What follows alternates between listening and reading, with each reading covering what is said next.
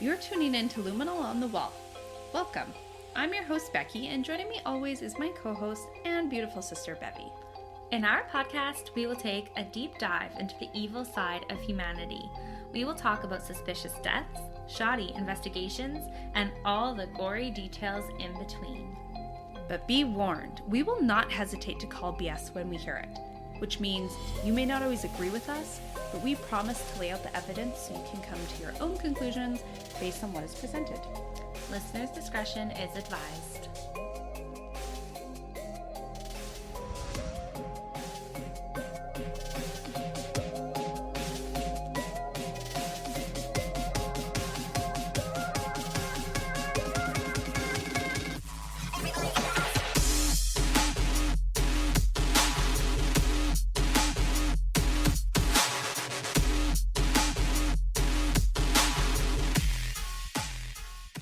Sister. What's up, my mister? Excuse yourself. What? Yeah. That was kind of rude. I'm not gonna lie. Calling me a mister? It's only rude if you want it to be. I definitely identify as a Mrs. Becky, considering I'm married and all.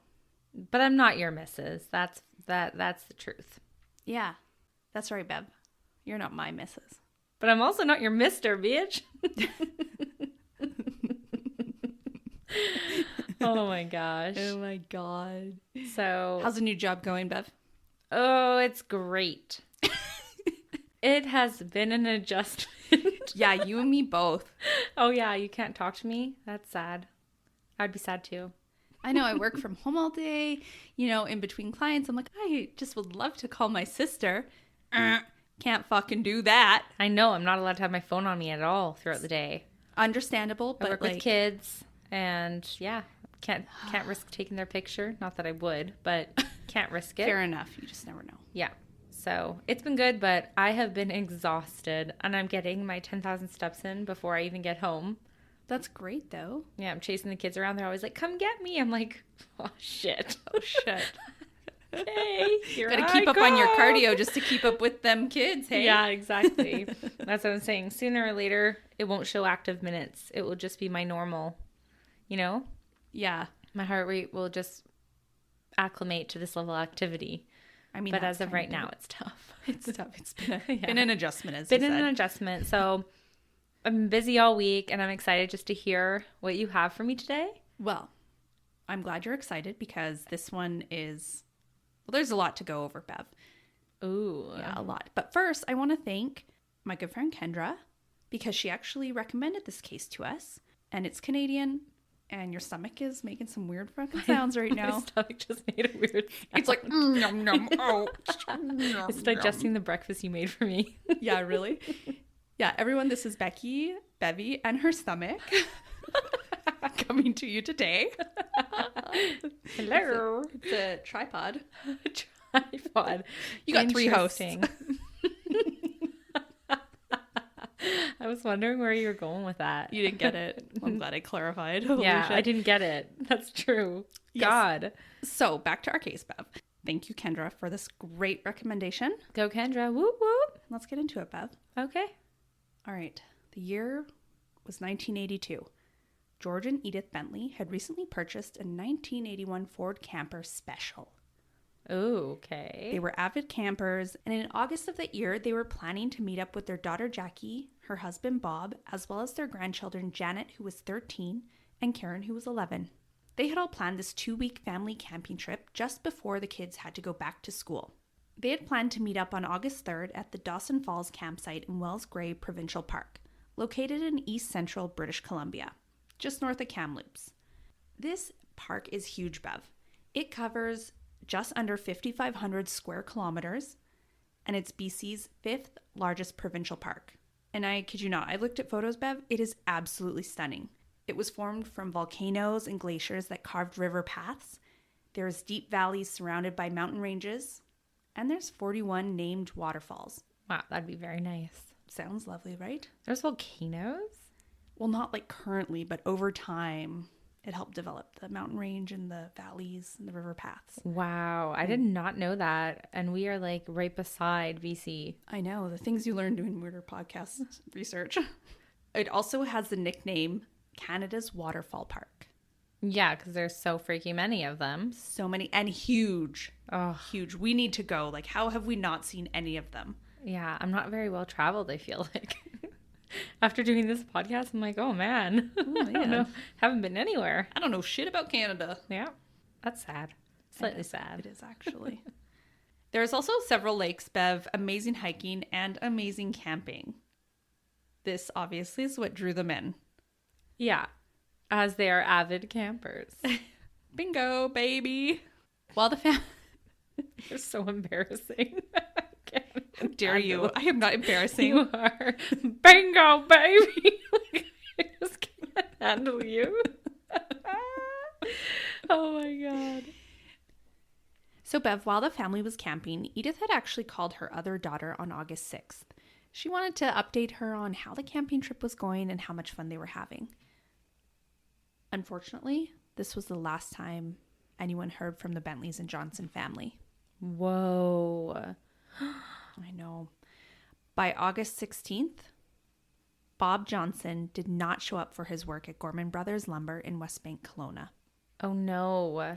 And as we hear so many times, this was super unusual for him. He Of course. always showed up.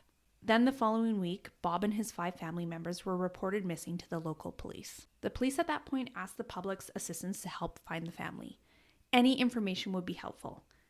In their initial stages of investigation, many people had confirmed with the investigators they had seen the family camping, so they knew they were there. The police also had an additional 13,000 tips to cipher through. 13,000? 13,000. Wow. Eventually, a mushroom picker came forward on September 13th. He had reported to the police that he had found a burned car with the driver's side door open that looked exactly like Bob's, a 79 Plymouth. He had actually found it off a mountainside logging road. When he found it, he thought to himself, oh, this was probably helpful towards the crime. Yeah, thank God. It probably is. Sergeant Michael Easom obviously led a team of investigators out to the vehicle. Well, yeah. They needed to collect evidence. It's a freaking burnt car, man. Yeah. Like... So Bev, when they got there, when they were initially examining the car, they noticed there was a bunch of melted glass and metal. They also noticed charred remains of what looked to be multiple bodies in the back seat of the car. Oh my gosh. On top of it, they made their way to the trunk and opened it.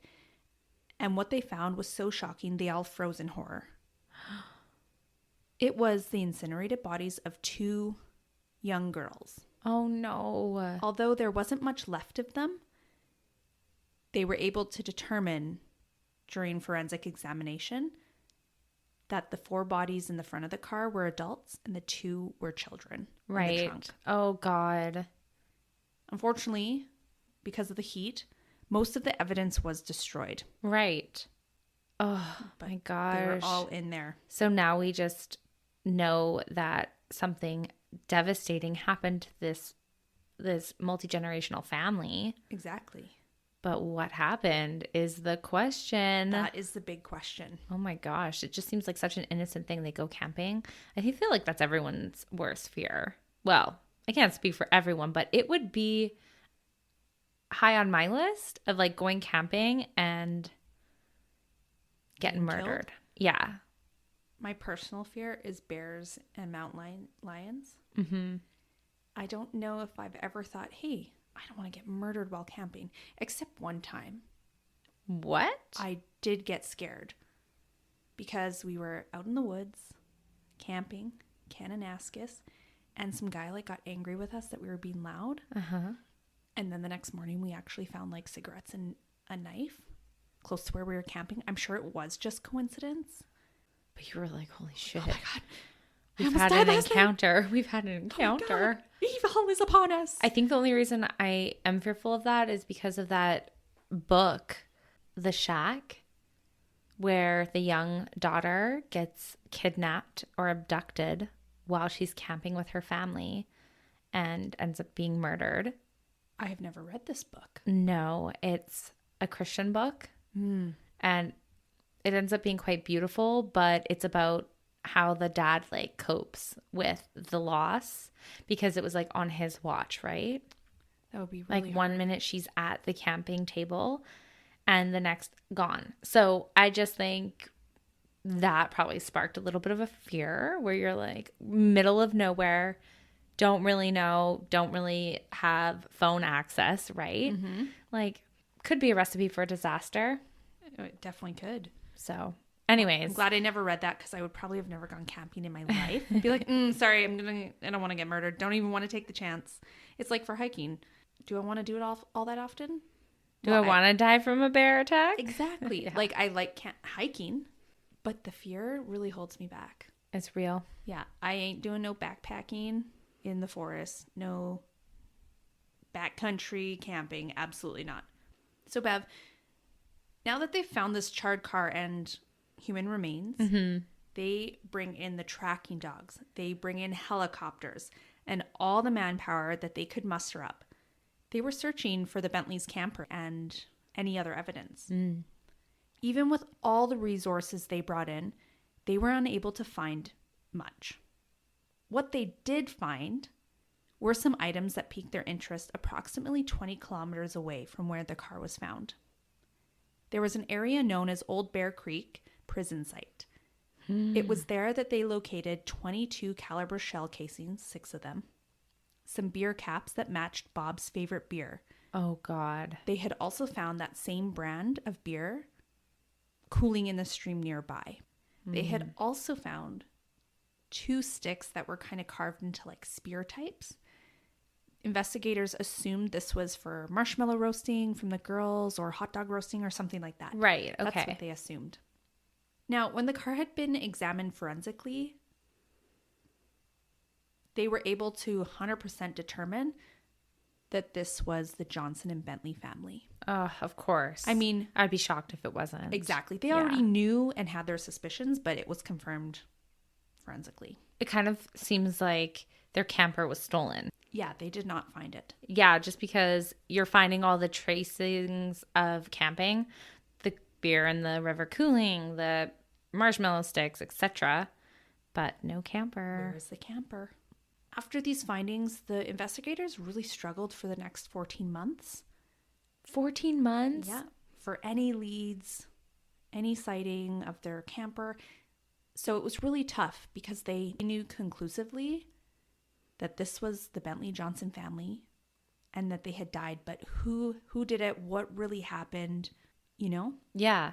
So Bev, throughout that 14 months, one tip in particular caught the investigators' eye. It was the sighting of the Bently's camper, or what was thought to be their camper. It had been spotted in North Battleford, Saskatchewan, driven by 2 French-speaking men.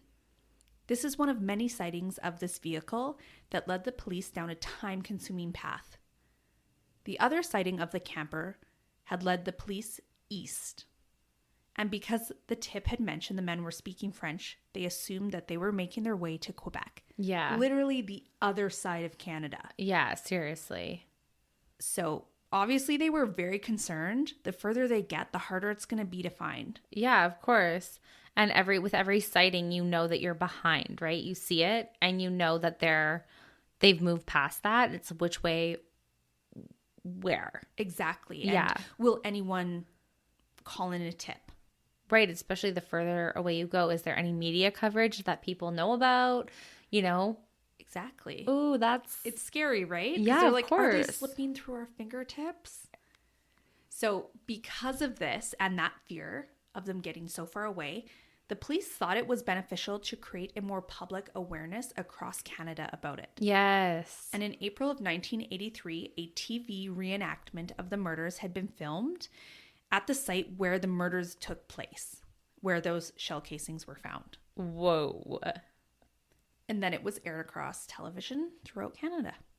Hey, I mean, pretty smart, I would say. Yeah, like that would capture my attention. Yeah. Oh my God, a reenactment. Oh, let's pay attention, see if we can help. Then the following month, in May of 1993, the RCMP created an exact replica of the camper including an aluminum boat attached to the top. They traveled across Canada holding press conferences to educate Canadian citizens about this case. So in case they didn't see the reenactment, this is what you're looking for. Exactly. Keep your eyes peeled and That let us know. I have to say, learning about these cases and learning about what police do to solve cases and the effort they put in, I think it's more than I ever thought. I don't know that I really realized what goes into solving cases like this. Like making a reenactment and getting an exact replica of a camper and traveling across Canada. I mean, that is freaking fabulous. It's a lot of effort, right? Yeah, especially in a day and age where you don't just have social media. Exactly. That was like their version of social media. Yeah, right pretty there. cool. Unfortunately, from this gargantuous effort, Bev, Yeah. the only good that came from it was to keep it in the public's eye. And then for the next year, It's like a waiting game, right? Wait and see. exactly. And there wasn't much until October 18th. So what, like 5 months later? Yeah. 2 forest rangers came across the camper on Trophy Mountain. This was only 20 kilometers from the murder site. What? And it was 30 kilometers from where the Johnson's car was located. Wait a second. So maybe all those sightings either weren't accurate or mistakes or what have you. Yeah, I mean, I have no doubt that they were probably seen, but it just wasn't the right Camper. Whoa, so this is huge. Exactly. So unfortunately, the police wasted a ton. I shouldn't say wasted because it was valid for them at the time. Yeah. But they put a lot of resources Into something into that it, just wasn't happening. and it wasn't part of the case, unfortunately. Oh, bummer. Yes. Now, as we recall, the police did a pretty intense search of that area, Yeah. right? And they had not found this camper. So they assumed it must have been put there later and that it was someone local. Because they could just ditch it and potentially like go home or what have you. Yeah, like wait till that the initial investigation blew over. Oh my and then gosh. go put it there. Right, because they obviously didn't do that great of a search if just like 20K away they couldn't find it. Yeah, it just wasn't there Initially in their initial search. Exactly. Another reason why they thought it would be somewhat local is because it was on a remote side road. And it would have only really been known by someone familiar with the area. Yeah. The truck was also very well hidden, and it looked like there was an attempt to have driven it down into a gorge, but a bunch of logs had blocked it from actually going into it. The camper was eventually airlifted out with a helicopter and then examined. What was interesting was that during the initial search of the camper that was attached to a Ford truck, Yeah. the police noticed that there was a bullet hole in the door. The police had also been given a tip that a man named David Shearing had asked about how to re-register a Ford pickup, as well as repair a hole in its door. And so when this tipster had told them there was a bullet hole or a hole needing repair in the door, That he assumed to be a bullet hole. yes, they were completely flabbergasted because that was information that had not been released to the public. Right. So it's like just giving validity to this tipster's tip. Yeah, and that it wasn't just like blowing smoke, right? Whoa. Around that same time, the RCMP had also been informed of a man who had been involved in a hit and run that resulted in a death. And this was about a year earlier. Okay. And this man was never convicted. The name given to the suspect was also David Shearing. Oh my gosh. Yeah, so this is the second tip involving the same human. The same guy. Yeah. And so the RCMP Obviously, decided they needed to talk to him. their alarm bells are ring-a-ding-dinging. Exactly. I don't know why I always say alarm bells whenever we talk on a podcast. The alarm bells! I'm like, ring-a-ding-ding. Right? Every time. That's what Bev assumes is in your mind as soon as you hear something. Alarm bells, ring-a-ding-ding. Yeah. Before the RCMP decided to go talk to David, Yeah. they looked into his background a tiny bit. They learned that at the time, David was 23. He had, in fact, been previously in trouble with the law He had been arrested for assault, drinking and driving, drugs, and on top of it, he lived in the area, like I said. He also knew the parks and roads very well. This was a bit surprising because David had come from arguably a really good household. His father had been a prison guard before he passed, his brother a sheriff, and David himself had graduated high school and completed a heavy-duty mechanics course. He had a career. Things were, in theory, perfect. It just goes to show that drugs, alcohol, making bad choices does not discriminate. Anyone is vulnerable to making bad decisions.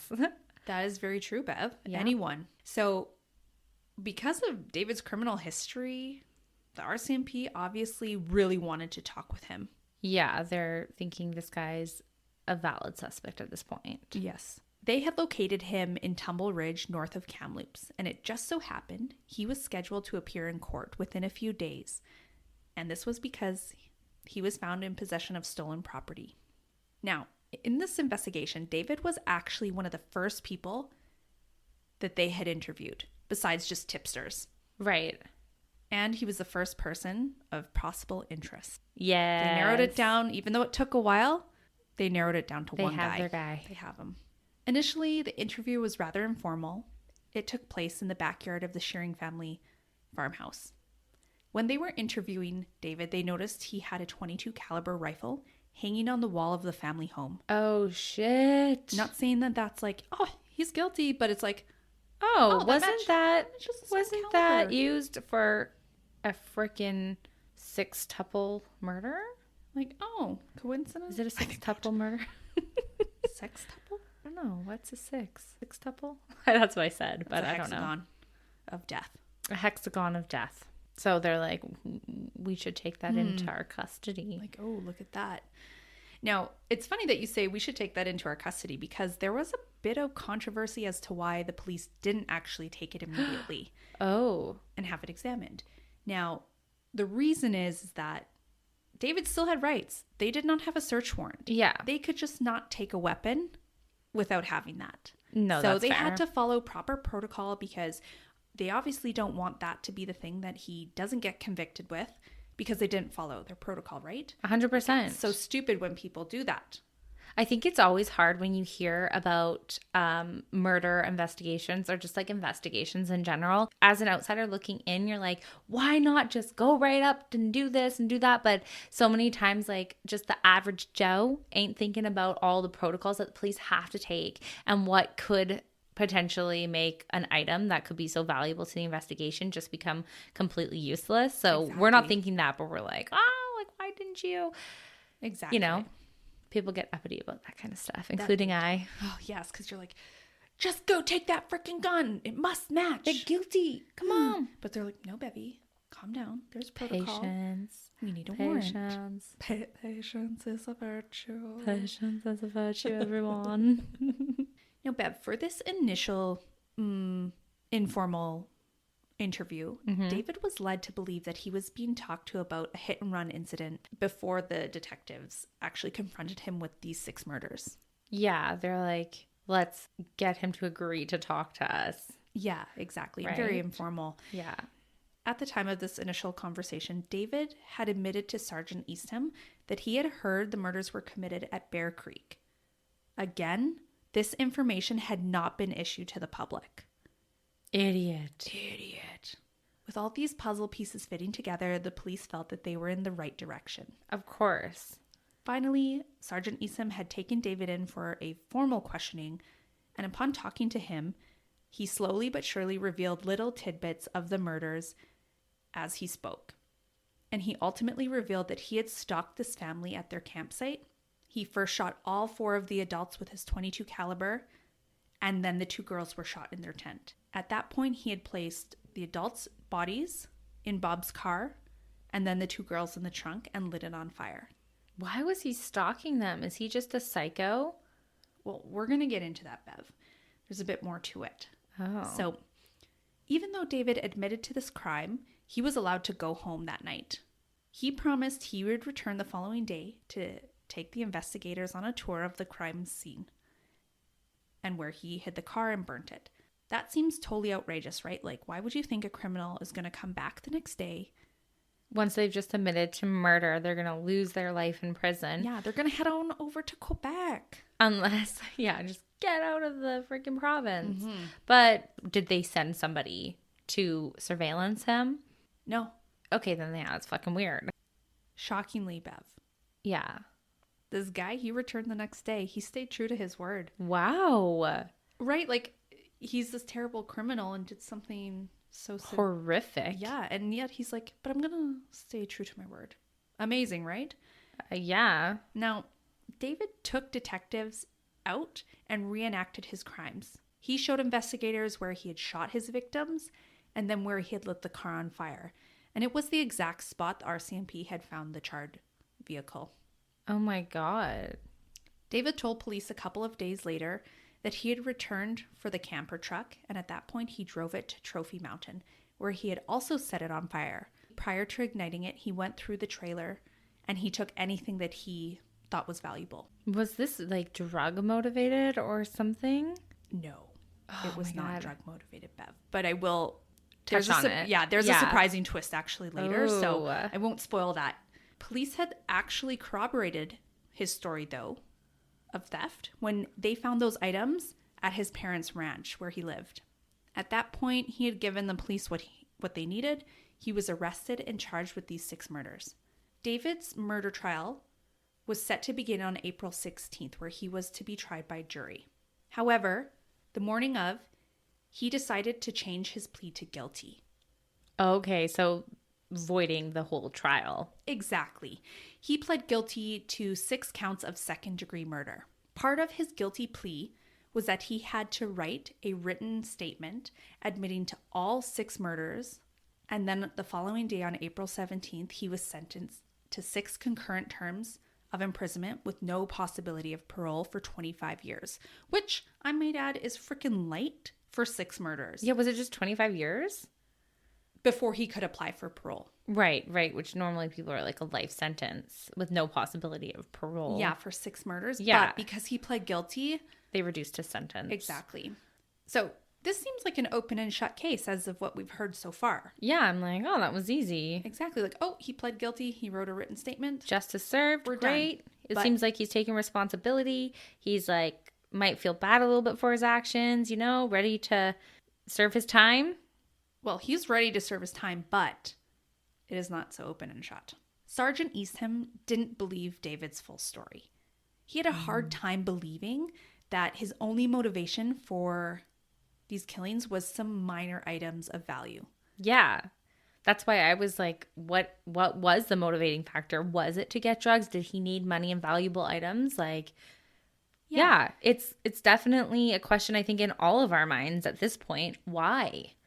He didn't try and sell the cars. He didn't, there was nothing really of value. They were camping. Yeah. So because Sergeant Eastham did not believe him, he had made more of a personal deal with David that once his hearing was done and he was in prison, that David was going to tell him the truth. Whoa.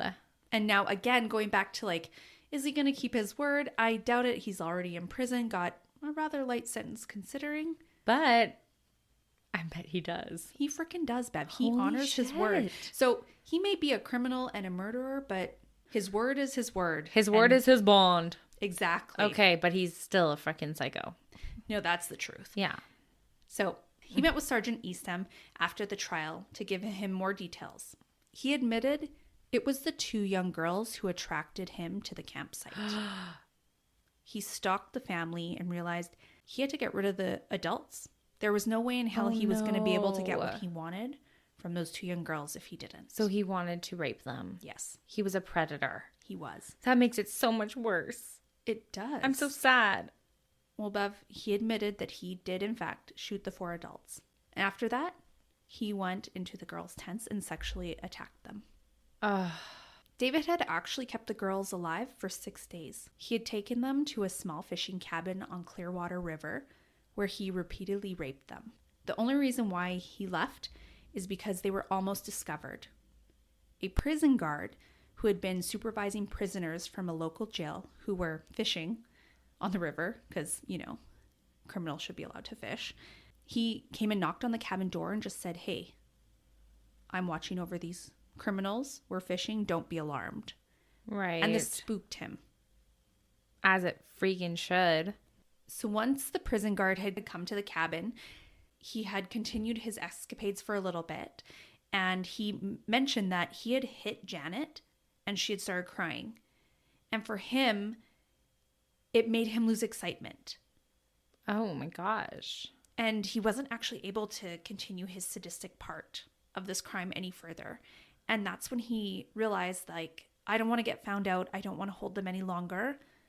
I need to get rid of them. Oh. So at that point, he had moved them to his family farm the next day. And then on August 16th, he walked Karen, the younger daughter, into the woods. He told her to turn around. Ugh. And when she turned around, he shot her in the head. And then he repeated the process with Janet. The following day, he took the bodies back to the car that he had hidden and put the girls in the trunk. He drove the car kilometers away and burned it. In order to corroborate this story and make sure he's not just blowing smoke up his ass. Yeah. The sergeant actually had gone and found the prison guard, and the prison guard remembered that meeting exactly as David had described it. He obviously didn't know there was girls in there, but warning him about the fishing convicts, he did remember. So that's when he decided that they needed to die. Maybe this is why he didn't want to express this part of the crime prior to going to prison. Bev, you are spot on that one. Pedophiles get freaking raped and beat in jail, right? Exactly. Bad things happen. Now, he had said that once he pled guilty, so this is to kind of speak to your point. Yeah. Once he had pled guilty and went to jail, because he was just a murderer, he was treated like a king. He had killed 6 people. Right. And it was only later after the court hearing that the sergeant found out that he had molested those girls. Right. So according to all his fellow inmates, he was a king. He was a brutal criminal, but he was not a pedophile. Exactly. And he did not sexually abuse anyone. And so even though he had admitted this to the sergeant, no one in the jail system had record of it. Yeah, he wasn't convicted of that. Exactly. So he lied to make his life as good as possible in jail. That just makes him more of a piece of shit. Yeah. I mean, at the end of the day, I get it. No one wants to be raped. Not those girls, David. Not you. No one. But still, like, I feel like he's a piece of shit. Absolutely. Like, he literally just withheld some of the truth so that his life in prison could be better. Like, what a dinkhead. Yeah, even though he freaking tortured those girls by doing that. The same thing that he was trying to avoid. Exactly. Right? Yep. Not long after he was convicted, he met a woman named Heather. And in 1995, he married Heather. She claimed that her husband deserves a second chance. She had seen so much change in this man since they met in 1993. She claims she knows the man's heart and it's in the right place, and she's just there to back him up. She had written this to the parole board, and they did not believe that. Yeah, they're like, girl, you're delusional. You married a murderer. Yeah. Shut the F up. Yeah. You're lying. Not just a murderer, a rapist. Like a terrible human, right? I mean, I do believe in rehabilitation. I do believe in that, truly. Mm-hmm. But you got to be some kind of like twisted to be married to somebody in prison for life who murdered 6 people. It wasn't just like an accident. Like, he stalked these women. He preyed on this family. Yeah. And ultimately murdered 6 people. Like, I can't. That's insane. It's too much to think his heart is good. Yeah. Right? It's tortured. On top of it, Bev, Sergeant Eastham, who is retired, believes that David never once showed an ounce of remorse. Even withholding that information, he's still looking out for his best interests. Yeah. And no time through any of the hearing, his conversation with him after, or any of his parole hearings did he actually seem remorseful. No. And even the words that he spoke, which we'll cover in a second, it's like he's just speaking. He didn't feel remorseful. He's saying what the parole board and people want to hear. Yeah, the emotion and empathy is not there behind the words. Exactly. Eventually, David changed his name from David Shearing to David Ennis. He adopted his mother's maiden name. And when he got married to Heather, she became Heather Ennis. Now, as most convicts do, they apply for parole. And in 2008, 2012, 2014, David had applied for parole, all of which were denied. Thank the Lord. Thank the Lord. Ain't no man killing 6 people and raping 2 girls should be ever out of prison. I just had to amen to that, Becky. But as soon as we said thank the Lord, I wanted to be like, thank the Lord, we're giving us food. Thank the Lord. We're giving us food. What is that from? I don't know. It just clicked in my brain as soon as you said, or as soon as I said thank the Lord and you repeated it back to me. I was like, for giving us food. For giving us food. Sounds like some Oliver Twist type sing-along. Do you want more? Please, sir. Please, sir, I want some Food, more. glorious food. Oh my gosh, we used to What watch more Oliver could we Twist ask all the for? time. God, I love that show. You did.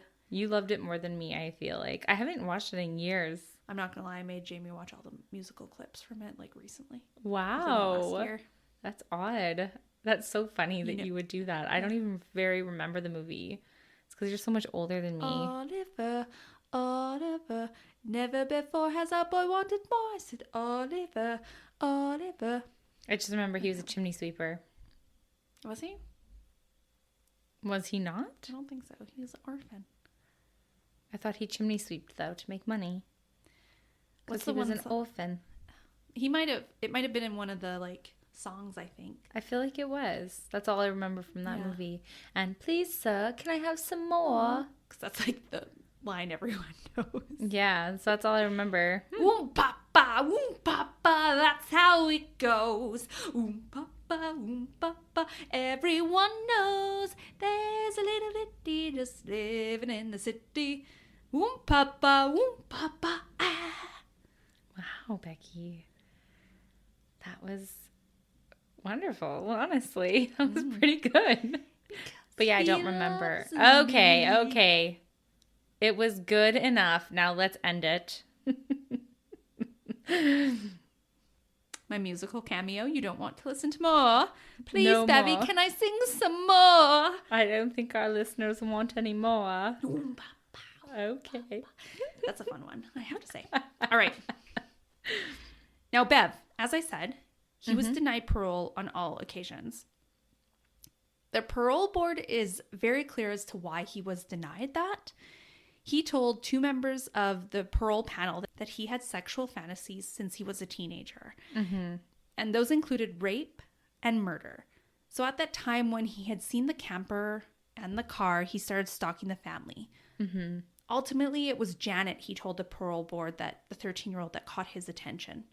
That was what he wanted. David told the board at the Bowdoin Institute Federal Prison in central Alberta that the adults were in the way. I saw them as just a means to an end. I saw the 4 adults basically as being in the way of what I wanted at that time. It was just Janet as far as what I was thinking, and Karen just happened to be there. David admitted to hitting the teenagers before he killed them. He had also told the parole board that getting away with that one hit and run murder before was actually the segue to him being okay And confident. and confident in killing the family. Oh my gosh. She's like, haha. I got away with it. I can kill again. Wow. I mean, a little different circumstances, but holy crap. His brain is messed up, bro. It is. No wonder they denied him over and over again. Yeah. At this time, the parole board had asked David what had he actually done to those girls when he held them captive. Because they really had no idea. All the physical evidence was destroyed in the fire. He told the board, and I quote, "When I saw the effect of that violence in real life, Janet was crying, as was Karen. Those things stopped me from escalating to more violence, and it did stop me from using the violence for sexual gratification," he claims. He followed up with another quote. "I do apologize to all, especially to the victims, for the impact that it has had on them. I live with powerful feelings of shame and regret. Now, Bev, while in captivity, David had also been attending sex offender programs and works in the prison chapel. He's also taking a 1-year course at the Prairie Bible College, despite all of this parole board completely rejecting his application. The parole board believes David still has deviant sexual fantasies that cannot be overlooked.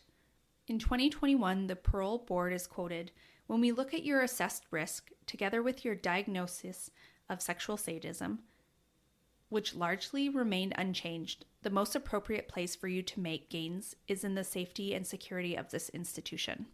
Yes, that is a fabulous way to say we are glad that you might be making progress, but your sins and where you're at mentally Are not conducive to release. are not conducive for society. Yes. Like, it's almost like if you have a drug addict and they are addicted to a hard drug in, say, the town of Airdrie, let's say, and they go to rehab, extensive rehab, and they've been sober for a long time, sometimes the recommendation is to live elsewhere than where your addiction took place and where a lot of like the happenings were, because there's environments that are triggering.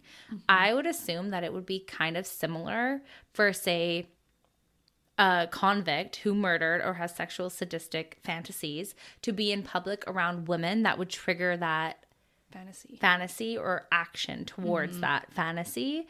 And maybe you can be rehabilitated, but let's do it in a place where you won't be triggered to do a crime again.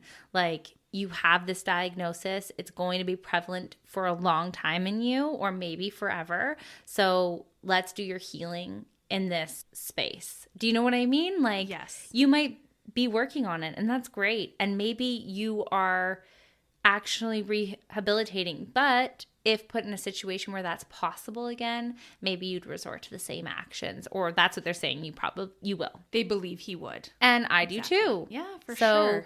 I mean, sometimes rehabilitation looks different than getting your life back, you know, in the way it was before. I think you're absolutely right, Bev. Now, on top of the parole board not releasing David, every time that he reapplies, there are petitions that the public and people that know him or were affected by his actions, there are petitions that are signed, and every time they are reaching 10,000 plus people. Wow. So even though this crime happened quite a while ago, people are still aware of the brutality of it. Yeah. And are aware that this man should never be released from prison. That's fantastic. I really commend people that do that and fight for those things. Absolutely. So as far as I can see, David is still married. He is still in prison and is still currently working on his rehabilitation. But for the foreseeable future, he will never be released from prison. And I think that is a blessing to all. I do too. I am and will always commend a convict for trying to make a better life for himself, whether it be outside of prison or within the walls of where he is, and him like doing the work to at least make himself better in some aspect. I do commend, but holy crap, what an egregious crime he did commit. Absolutely. So Bev, this was the story of the Wells Grey Provincial Park murders. And that's all I have. Well, thanks for sharing. Thanks for listening.